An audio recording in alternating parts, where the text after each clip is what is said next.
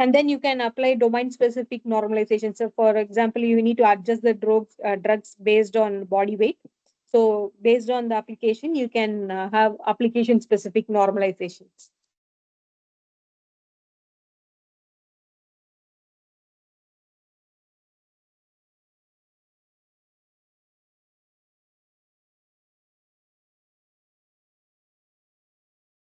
The next is a very interesting thing. It's about text data processing. Sometimes you will have text in your uh, electronic health record. So that time, how are you going to process your text data? It can be clinical notes, for example.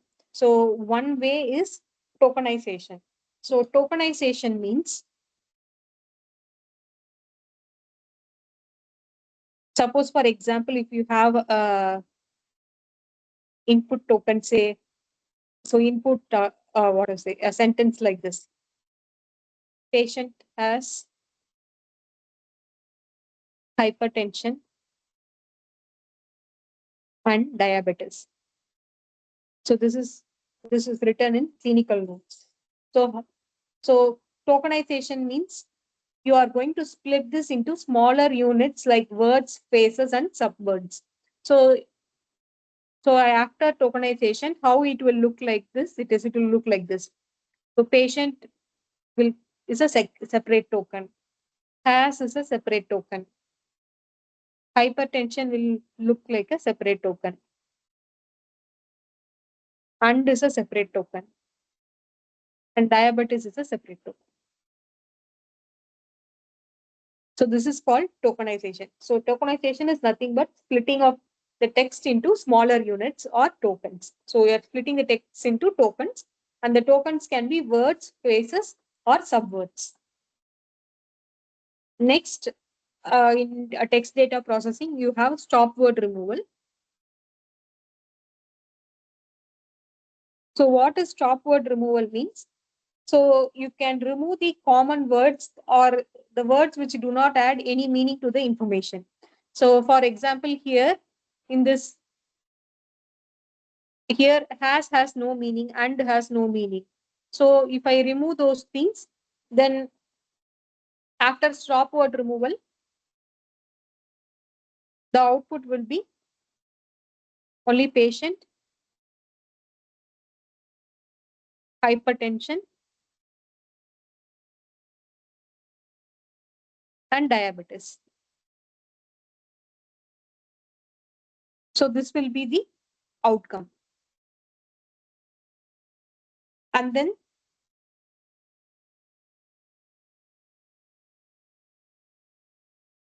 you can have this named entity recognition to extract clinical concepts. So for example, so if any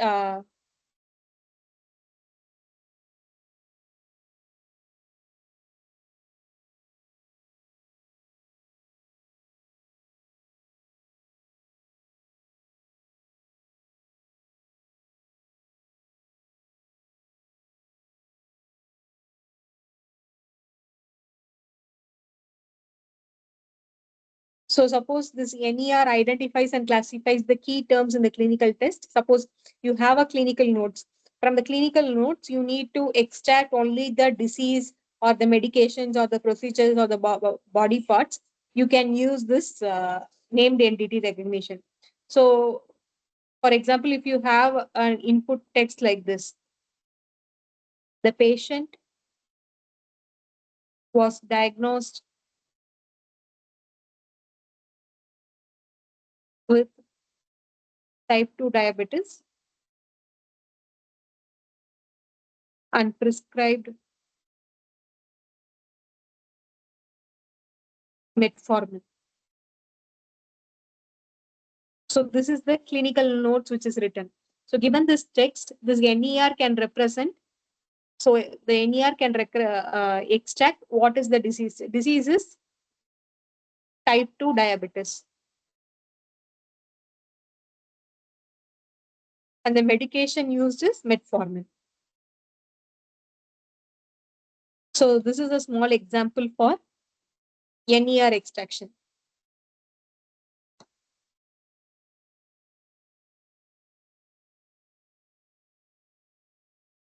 And then you can also convert the clinical notes into numerical features using word embeddings.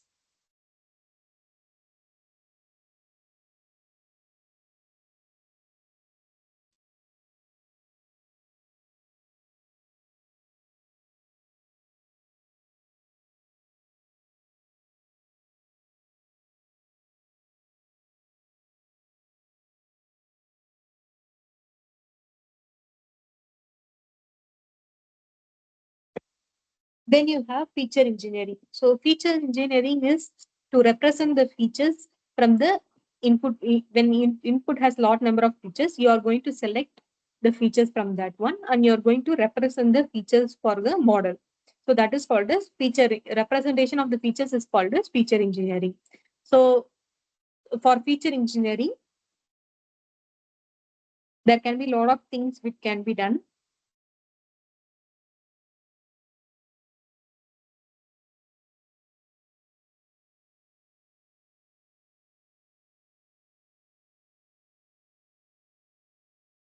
So one thing is you can generate composite codes.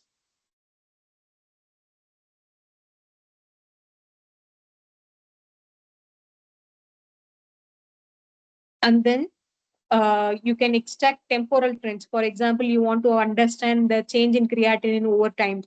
So you can extract temporal trends over the time.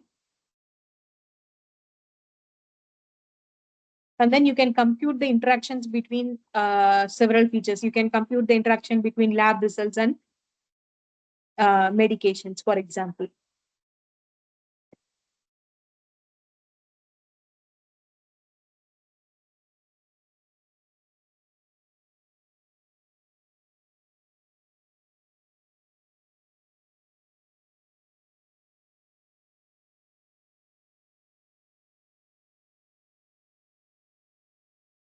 So, and then the another important thing is about handling imbalanced data.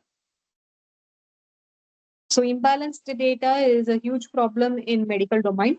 So what you can do is that to balance the data, you can create additional data using synthetic data generations. So,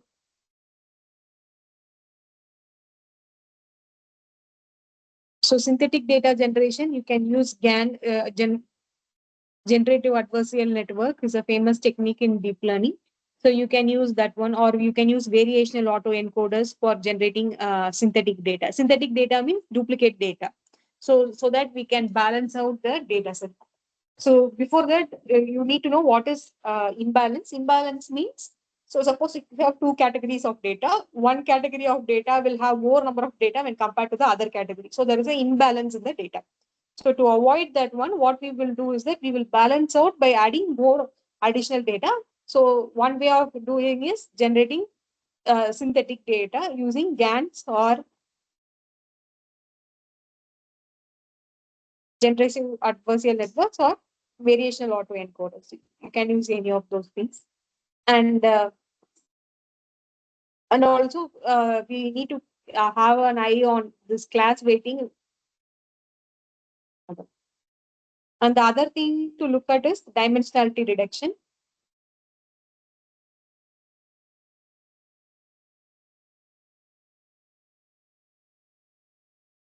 So in dimensionality reduction, feature selection is an important thing. So you can use statistical techniques to select the features, or you can use any model based approaches.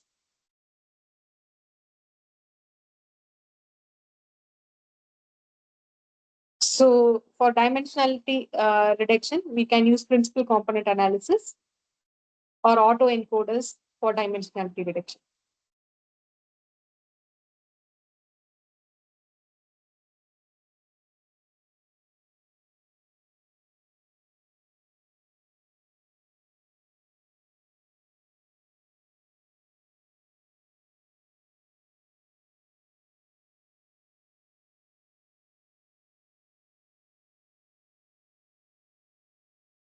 Then the last important thing is data privacy and de-identification, which most of the people will be aware of it. So this one should be taken care of.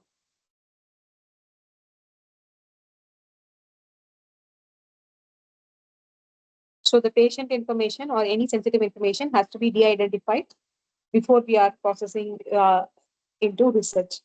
So we have to tokenize sensitive data wherever is necessary, and we have to implement differential privacy techniques also.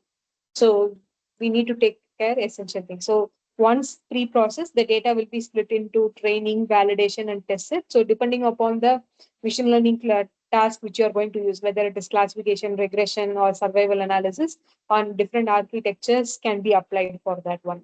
So these steps are common for any health record, electronic health record you are going to use. All these steps are common for that one. So you can follow these steps. So I'm not saying that all the steps will be useful for everybody.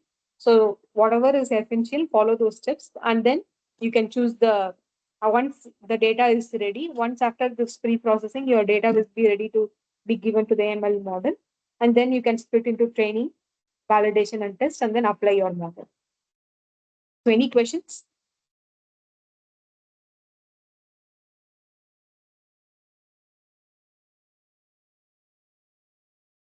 If you have no questions, then we will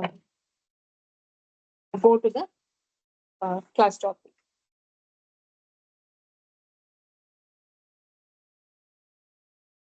So what we did in the last class, anyone would like to recollect? The neural network, madam, layers of neural network. Hello, ma'am. Layers of neural network, Then weights, when learning process, that is modifying the weights. Okay.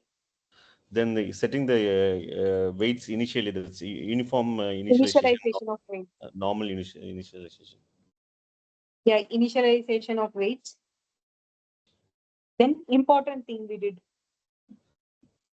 Activation function. Activation. That's Yeah, activation functions.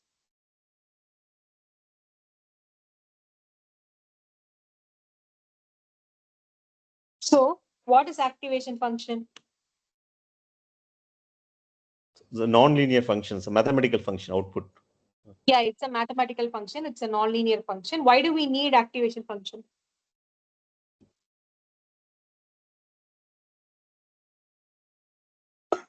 Is the actual function, madam? It's a function, is it?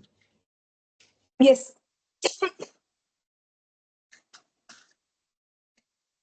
That is yes.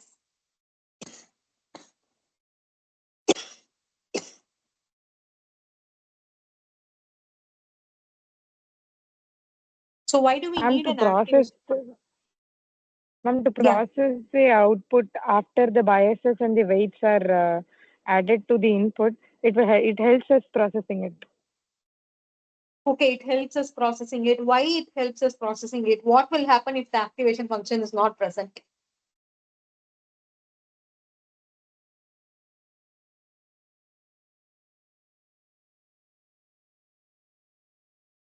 Output will not be. No, output will come, but what will happen? That was the thing which we discussed last week in detail. So what will happen if the activation function is not collapse? That network will collapse, no? Yeah, the network will collapse. Fantastic. So if it is a linear function, it is only multiplication and addition. So the entire network would collapse into a single neuron. But we don't want that to happen. So we want to have our net to solve the complex problems. We want to have the big network as such. So we don't want to have it. So in order to prevent the network from collapsing, we are introducing nonlinearity after the neurons. So after the neuron output comes, it passes into a nonlinear function. That is a mathematical function. And that mathematical function, we call it as activation function that will prevent the network from collapsing into a single neurons. So there is no problem if it comes to a single neuron, but the whole purpose is that if it comes to a single neuron, it can perform only the function what a single neuron could do. So what we need is we want to perform complex tasks. We want our model to be versatile. So our network to be versatile. So that is the reason we are having activation functions are non-linear in nature. That is what we understood. So in today's class, what we will do is that, so last class we saw the motivation for the activation function. So in this class, what we will do is that we will understand different forms of activation functions. So what are the, so activation function is a transfer function.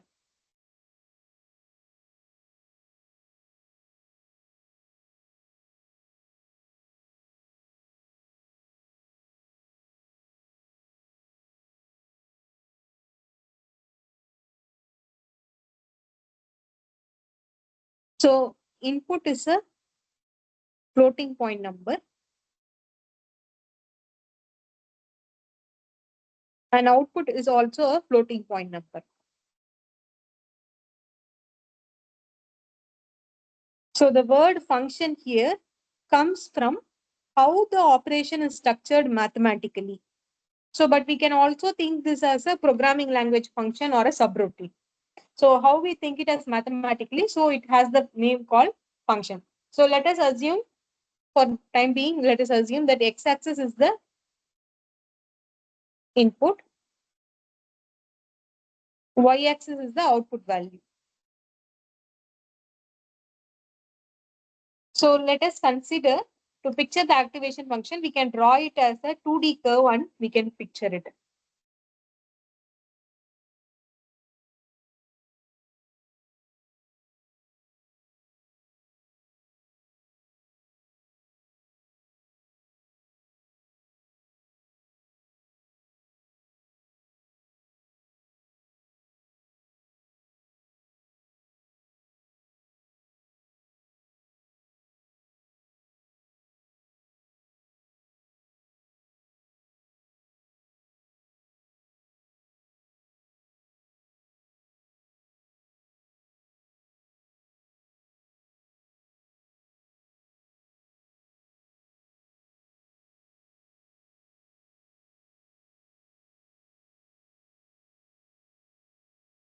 So if you look at it, all these are linear functions.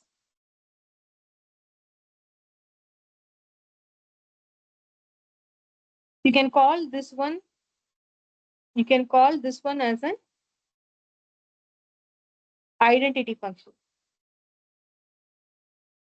Why identity function means? So every time the input is equal to the output. The input here is equal to the output. At every point, the input is equal to an output. So it is called as an identity function. So these functions are called as identity function. So if you look at it, all these are straight line functions. So all these functions are straight line functions. So any straight line function, any straight line is a linear function. So all these straight lines are all linear functions or a linear curve. So if an activation function is a straight line, then you call it as a linear function. So whenever you see a straight line, the activation function is called as linear because it does nothing but multiplication and addition. That means the network can collapse. So if the network can collapse, it is a linear function. To avoid that, we need to make it as a non-linear. So how will you make it as a non-linear function? Straight line means it's a linear function. How will you make it as a non-linear function? Any idea? Curvilinear. Curve. Fantastic. So instead of the straight line, you need to provide a bend or a curve in the line. So if you are able to provide a curve or a bend in the line, it is no longer linear. It is no longer straight. So if it is no longer a straight line, if it's a curve or a bend in the straight line, so if you have multiple straight lines, suppose it is not necessary that the straight line has to be continuous. So if the straight line is discontinuous also, but you have multiple straight lines, that is also non-linear. So what thing is that you should not have a straight line, continuous straight line, but you can have discontinuous straight line, that could be also non-linear. So fantastic. So if you, for example, by adding a kick or a bend or a curving the line or breaking up into multiple pieces, we can get away from the single straight line. So the only one thing is that the curve has to be single valued. Single valued means at one point of x, it should have only one point of y. So it has to be single valued. That is the only one condition. So for every x, there is only one value of y. Suppose if you have a curve like this, for every y x, there is two values of y, then it is called as then it is not called as single value. Single value means at every point of x, there is only one y. So an easy variation of the straight line is to break up into several parts. So but they should not join by breaking into several points. They should not join as a straight line. They have to be broken into multiple straight lines. Then this can be linear. So one example for that one we will see here. One example for that is stair-step function.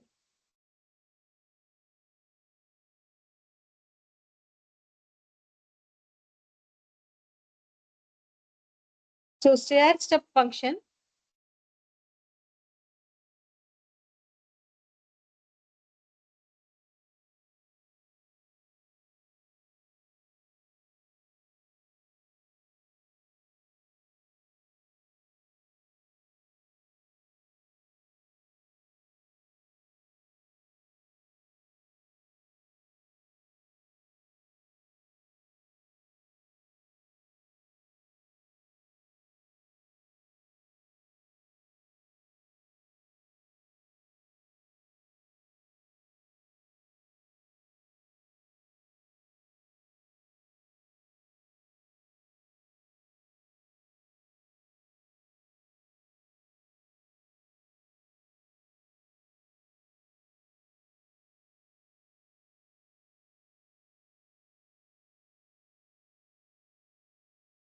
So if you look at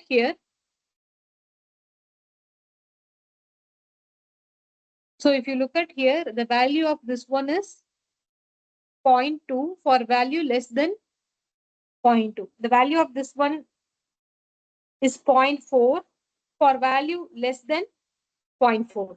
So here a open circle is called as that value is not included. Suppose if the open circle here indicates at this point included. The closed circle indicates that that point is included. At this point, 0.2 is included. At this point, 0.4 is not included. Here, 0.6 is not included, but here 0.4 is included. So that is the thing. So for value less than 0.2, the value is 0.2. For value less than 0.4, the value is 0.4. The value less than 0.6, the value is 0.6. So there are abrupt jumps. So if you look at here, there are abrupt jumps here. So these abrupt jumps do not violate the rule that the curve has only one point at each point. At each point, it has only one point. So it is not violating the rule. And the curve is made up of multiple straight lines. So it is discontinuous. It is discontinuous and it is not a single straight line. So the curve is non-linear and it has a single value. And discontinuous means we have to lift our pencil to draw this. So we have to lift the pencil each time to draw this line. So if we are drawing it without lifting the pencil continuously, it is called as a continuous line. So we are lifting the pencil to draw this. So it is a discontinuous line. So this is a stair-step function. So as earlier said that any function that is a straight line is called as a linear function and everything else is a non-linear function. So this is not a straight line. So this is a non-linear function.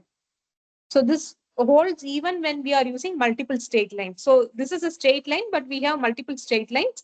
So even if it is a multiple straight line, it is called as a non-linear function. So there is only one exception for this one.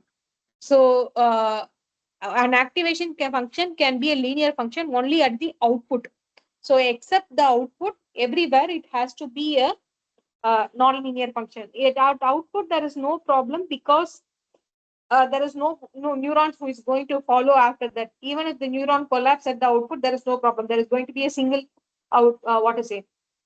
We are only going to take the output after that activation function. No neurons are going to follow the output activation function. So there is no problem of collapsing there.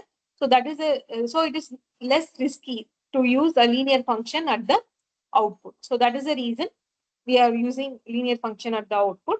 everywhere else we use only a nonlinear activation function.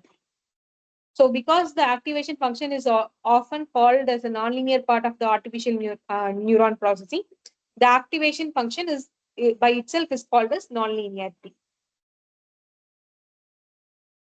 So next we will see another example, which is called as a step function.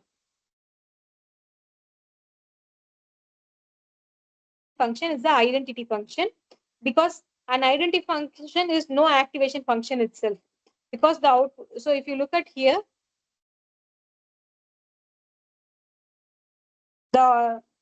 this is no activation function itself, because whatever is the input, you are going to get that one as an output. So the output of the neuron is the summing of the what to say, summing. It is the summing of the final output.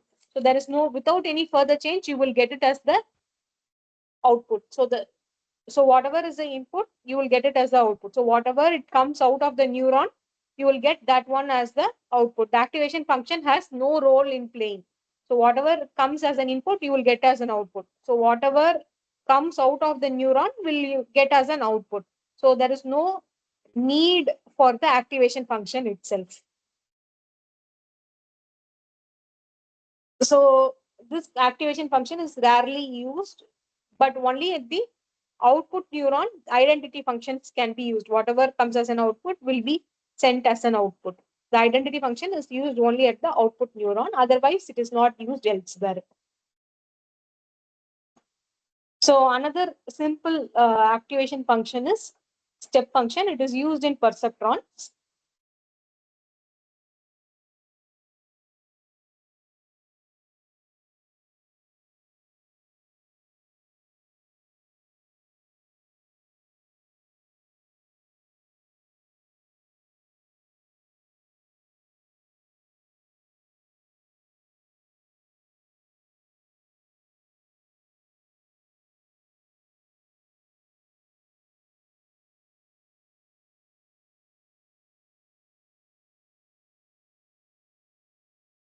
So what does it mean? Means we have a threshold.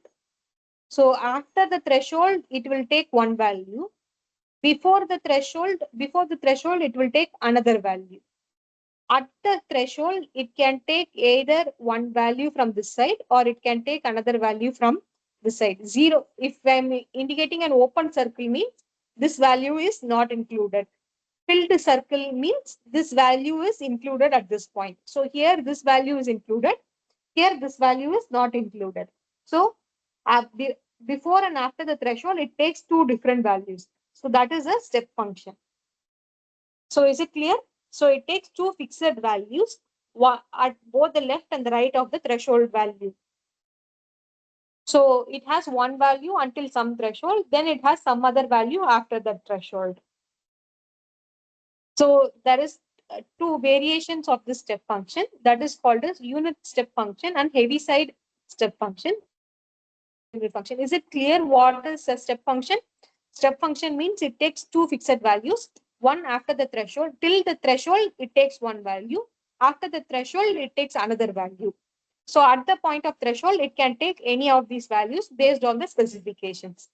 So next we will see what is called as a unit step function.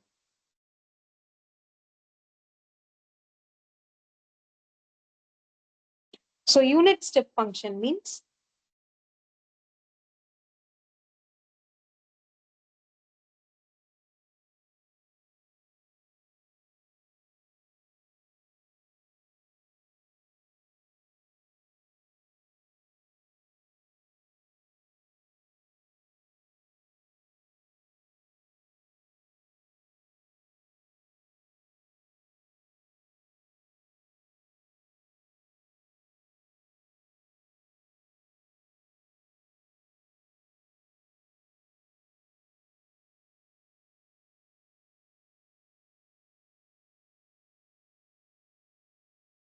unit step function means till the value of the threshold, the value will be 0. After the threshold, the value will be set to 1. At the point of threshold, it can take the value of 1 or 0 based on the specifications. So this is till the value of threshold, the value is 0. After the threshold, the value is 1. So this is called as unit step. Why it is unit? It has the value of 1. So it is called as unit, and it looks like a step. So it is called as a step function.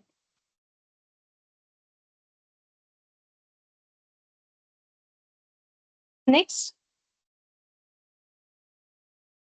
there is another variation of this. This is called as heavy side step function.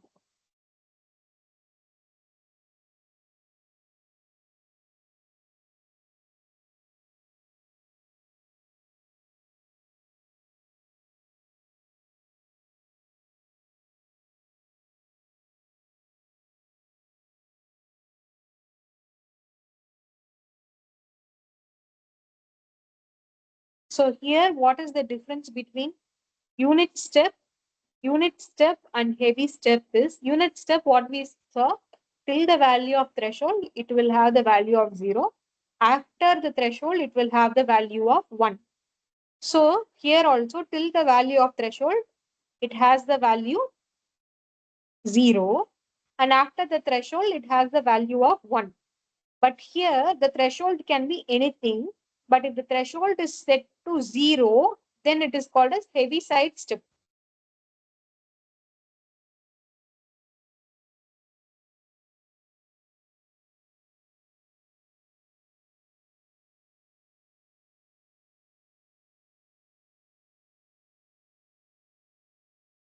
Ma'am, you're not audible, ma'am.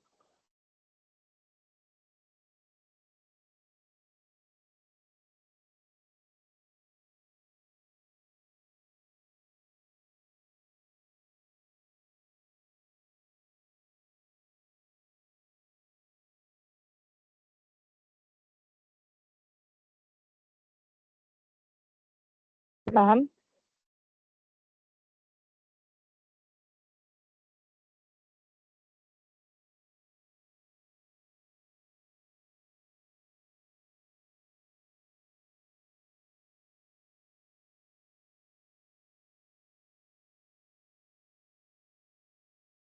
Am I audible? yes, you're audible, ma'am. Am I audible now? Yes, ma'am. Yes, ma'am. Okay. So the threshold is 0 for a heavy side step function. Otherwise, it is a unit step function. So that is the difference between unit step function and the heavy side function. There is one more variation which we can see, that is called as a sine function. So we have heavy side step function so that the threshold is at 0. But if you have the value of it for -1 instead of 0, that is called as a sine function. So let me draw the function so that it is more clear.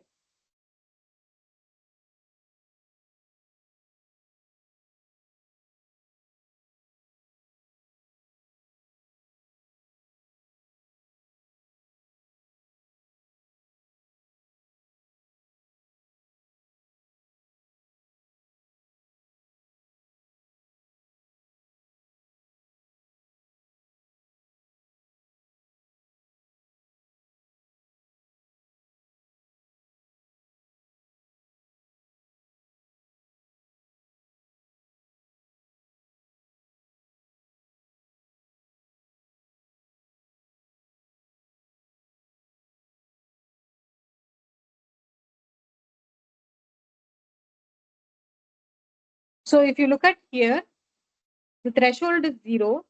So till the threshold is 0. Till the threshold, you have one value. After the threshold, you have another value, that is +1. So here also till the threshold, and the threshold is 0. Like we are following whatever it is followed here, we are following. But the only difference here is that here before the threshold, the value is 0. Here after the threshold, the value is -1. Sorry, before the threshold, the value is -1. So before the threshold, the value is -1. After the threshold, the value is +1. And the threshold is set to 0. And here there are two difference. So one thing is that, so if this value is included at the threshold, so it is called as sine type 1. And if both the values are not included, so this is 0. So if both the values are not included,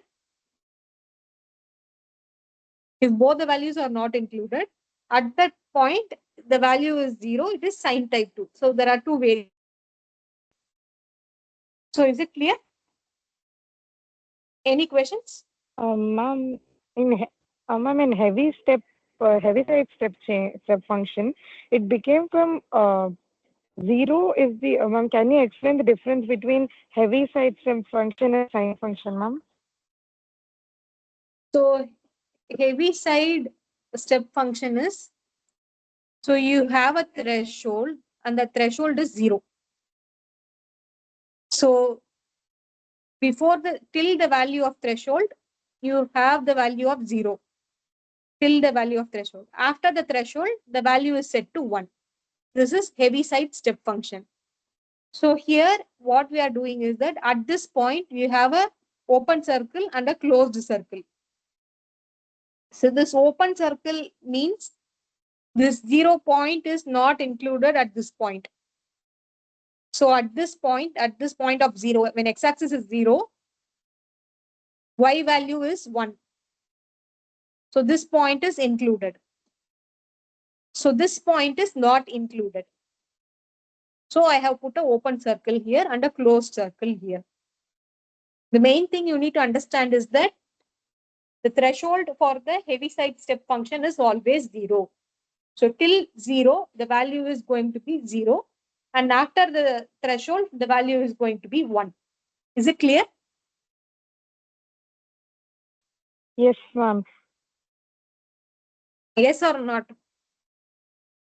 Ma'am, sine function, one thing from in both of them, it is becoming from -1 to +1, right, ma'am? In heavy So thing, it is now starting from what we 0. are doing is that, yeah, go on. Go on. You were saying something. No, ma'am, you can. Ma'am, I'm having difficulty understanding the difference between two, ma'am. So is step function clear to you? Yes, ma'am. So what is a step function? So if you understand step function, then all these three will become very easier. So step function means you have a threshold value. So till the point of threshold, the value is going to be, so this is, you have two axes, x-axis and y-axis. So in x-axis, you fix a threshold. So you fix a threshold in the x-axis. So at the point of threshold, till the value of threshold, your value is going to be 0. After the value of threshold, your value is going to be 1. This is unit step function.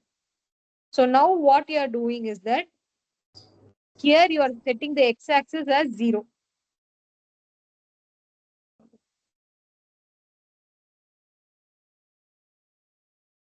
This point is 0. So till x becomes 0, your value is going to be 0. And after this 0, it is going to be 1. Okay. Till now, let's understand this open circle, closed circle later on. Sine Yes, function ma'am. means, Okay, ma'am. sine function means this is going to be 0. Till 0, it is going to be -1. And after 0, it is going to be +1. That is sine function. So same heavy side function. So instead of 0, it is going to have the value of -1. No. Okay, ma'am. Okay, ma'am. I So that understood, is the ma'am. thing. Now you understood? Yes, ma'am. This is also unit step function. So everything is a step function because it is looking like a step. So unit step, heavy side step, sine function, all these are step functions. So the threshold is different. For unit step function, the value ranges from 0 to 1. The threshold can be anything. It can be +1, -1, 0, 10, whatever it is. So if the threshold is 0 and the value varies from 0 to 1, this is called as heavy side function. If the value varies from -1 and +1, all these step functions are going to take only two values. Because a step means it has only two values. This is one value and another value. It can take only two fixed values. This is one fixed value and this is another fixed value. So step means it takes 0 and 1. Heavy sign function means it takes -1 and +1. And the One small threshold is 0. Yeah, that when you Yeah. draw an x and y axis in this pink color diagram which you're showing now, the zero will Yeah. be almost at the center of the at the joining of the connection of the axis only, no, madam. At the zero cannot be at somewhere. Yeah, it can be. I can draw this one differently also.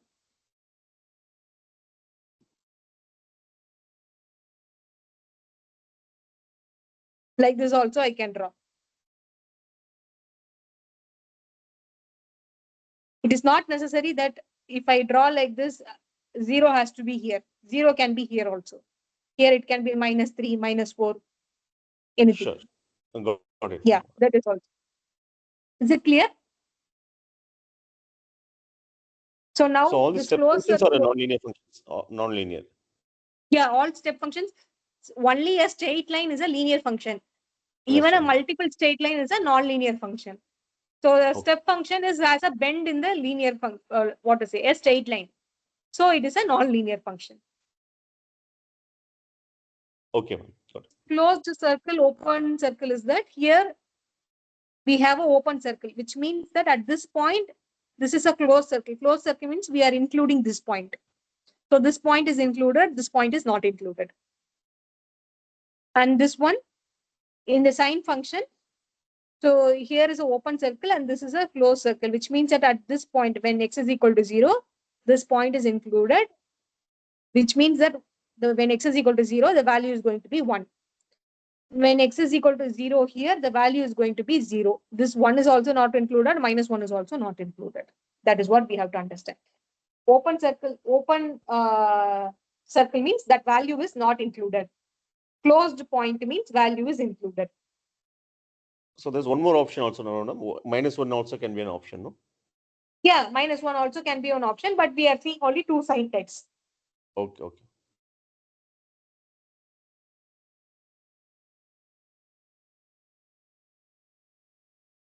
Sorry.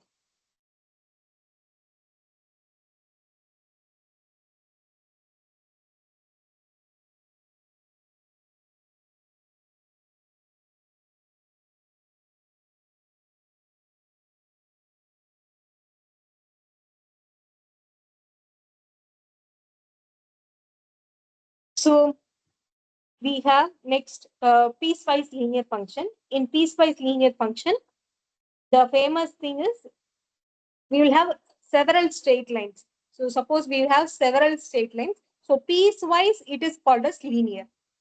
So that is called as piecewise linear function.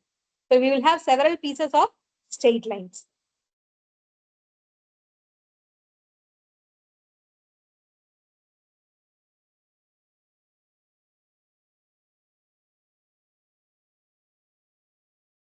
So if a function is made of several pieces of straight lines, we call it as piecewise linear.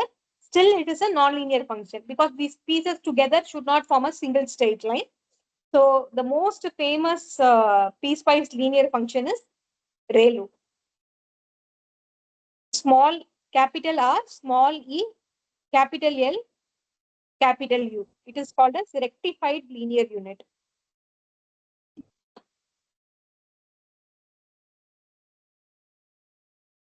So it is called as rectified linear unit. So why it is called as a rectified linear unit? This rectifier is a common electronic part. So what it will do is that whenever negative voltage passes, it will what to say? It will clamp to 0. Whenever negative voltage comes in the electronic circuit, it will clamp to 0. So that only it is called as a rectifier. So similarly, whenever we have a negative value here, so I can draw the circuit for this. Sorry, graph for this one.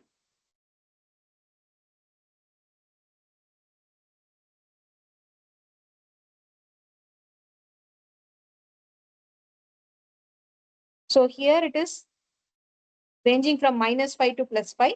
Here it is ranging from -5 to +5. This is a 0 value. It is called as ReLU. So during the negative, just like a rectifier circuit, whenever the X value is negative, the Y value is also 0. It is clamping to 0. Whenever it has a positive value, whatever is the input, it acts as an identity function. Whatever is the input is an output. So it will through the circuit. So it outputs 0 for all the negative inputs. Otherwise, the output is the input. This is a ReLU function. This is the most popular function. This is the simplest and the fastest way to include nonlinearity in the artificial neuron. So this one is popular. The other one, a variant of, is this clear? ReLU is a very important concept because in almost in every neural network, you will hear this term ReLU. ReLU is a nonlinear activation function. What is that activation function is doing is that whenever you get a negative output, it will give out only, suppose if you get some negative output out of the neuron. So when negative output comes, it will give only 0. Only when the positive outcome comes, it will give positive value. So that is what is ReLU doing here. So the another variant of ReLU is leaky ReLU.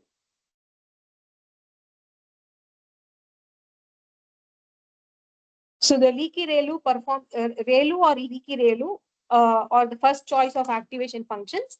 So the leaky ReLU is very similar to ReLU.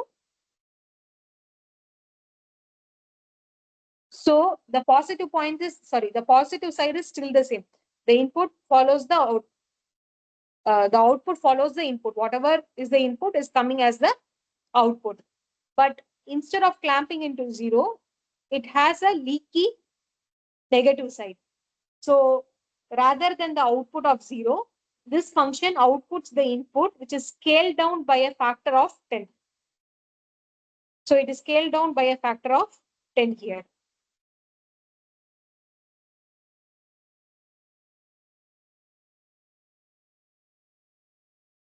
So the leaky ReLU is like just like the ReLU, but then it is scaled down. Here it is scaled down by the value of X, where X value is negative. So there is no need to always scale down the value by the same factor of 10. Sometimes you can scale it by a different factor. If you scale it by a different factor, you call it as a parametric ReLU.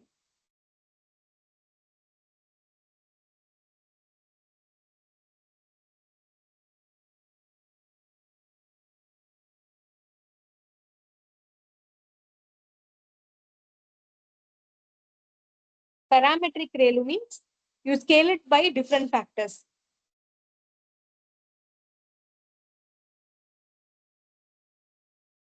So you scale it by a factor of 0.1.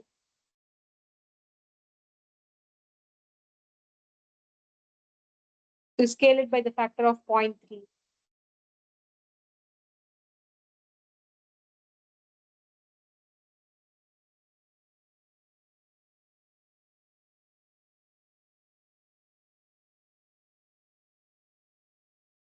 You scale it by the factor of 0.7, for example. But you don't scale it by the factor of 0.1, because if you scale it by the factor of 0.1, then it becomes a straight line. So to avoid, then it will become a linear function. So to avoid that, what you do is that you don't scale it by the factor of 0.1, except that you have all factors. So the parametric ReLU is also like a leaky ReLU, but the slope of the values, but the slope for the values of Vx is less than 0 and it can be adjusted. So you can adjust the slope. So you are adjusting the slope of the leaky ReLU. That is called as a parametric ReLU. And there is another version of ReLU. So for Which is leaky called- ReLU, the factor is 10. I mean, if you fact. Yeah, the leaky ReLU is the negative factor. It can be anything. So this parametric ReLU is also leaky ReLU. Then what is the So difference, ReLU madam? means you will not have a negative side, sir. So you are having 0. That is ReLU. Yes, So if madam. you are scaling down by a factor, then it is called as a leaky ReLU. So this is also a leaky ReLU, but with different factors, 0.1 or 0.3 or 0.7, whatever is the parameter, you are scaling down by different values. Okay, ma'am, got it. Then you have shifted ReLU. So this is a leaky ReLU, but what you are doing is that you are shifting it down. What to say? You are moving the bend in the ReLU function down and left. So if you look at here, so this is the ReLU. What you are doing is that you are moving it slightly and then you are bending.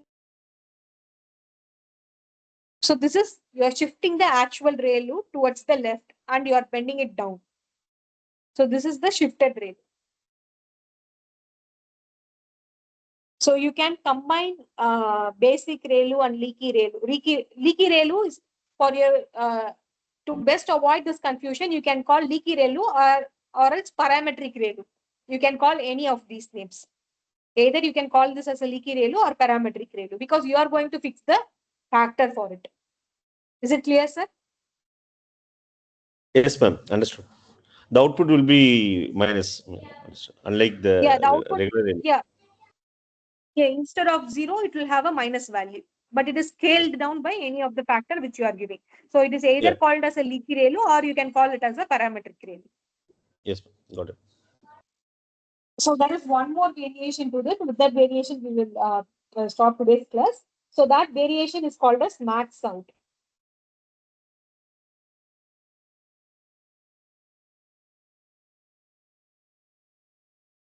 So max out is nothing but the combination of ReLU and leaky ReLU.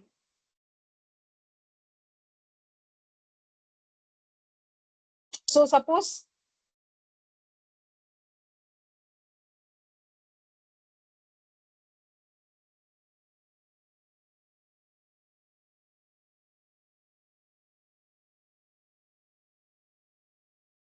this pink line is the max out. So what we will have is that we will have several set of lines. From the several set of lines, whichever has the largest value among those lines will be evaluated at that point. So suppose you will have, we will have an input at the x-axis and we will select the output from the y-axis. Which output we will select means whichever has the largest y value, we will select that one as a output. So this is a max out forming a ReLU. So you can have another example.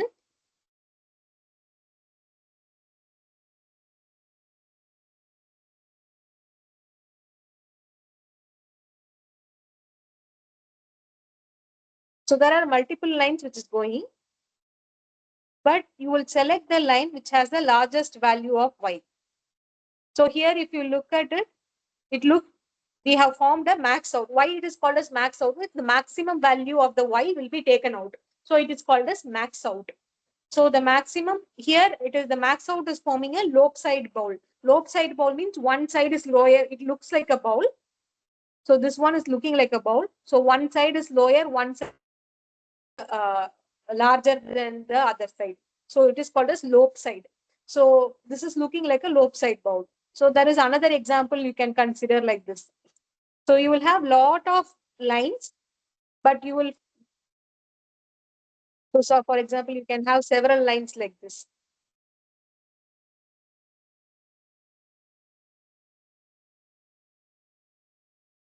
But you will take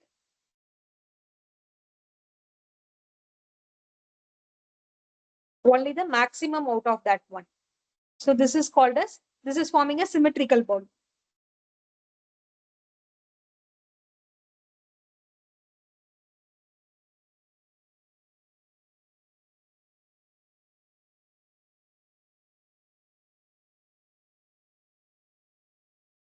So the max out is forming a symmetrical bowl. Here it is a lobe-sided bowl.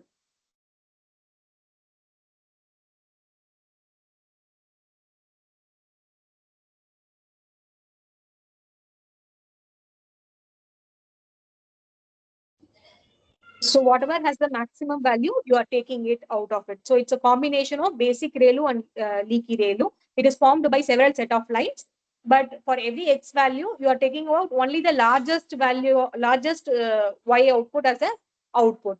So this is called as max out. So the final variation is noisy ReLU. So you don't have a diagram for it. ReLU itself will be a little bit noisy. But what is the concept is that, so this is a basic ReLU to which you have you add a small random value.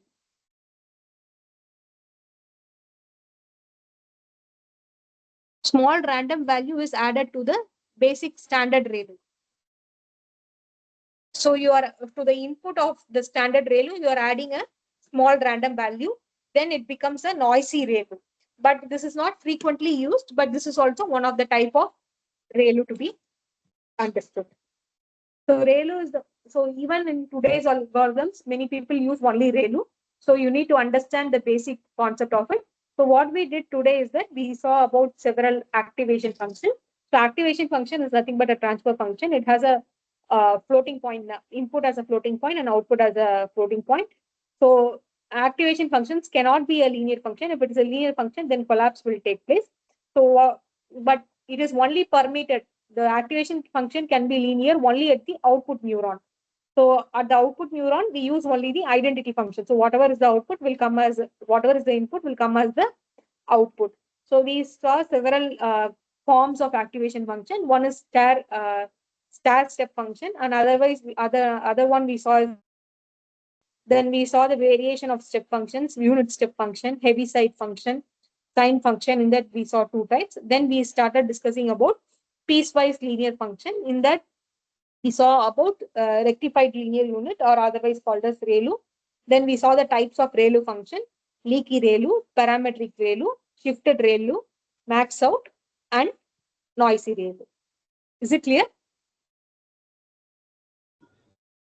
Yes, ma'am. Okay. No, why is it called as transfer function, ma'am? Why it is called as transfer function? Why it is so? So let me explain the concept of transfer function. So suppose you have an input called X. You have your output called Y. So you have your input, you pass it on to some system, and you get your output. So what is this system doing? This system is taking the input, converting that one into an output. So y of let me write y of t can be written as f of x, or y is equal to f of x. So your x is your input, y is your output. This f is your system. So when you give your input to the system, it is getting transformed into y. So the system is nothing but this function. So this function converts the input into your output. So this is the transfer function. This function is transferring your input to your output.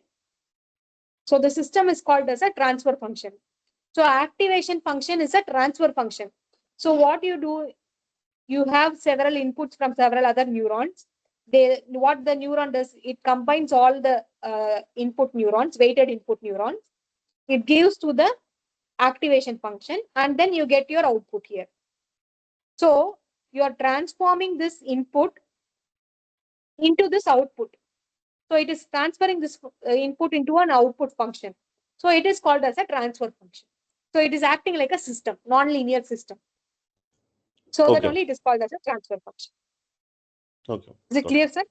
I got it, ma'am. Any questions?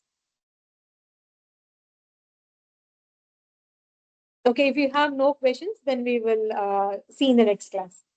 Thank you. Thank you, ma'am. Thank you. Thank you, ma'am. Thank you, ma'am.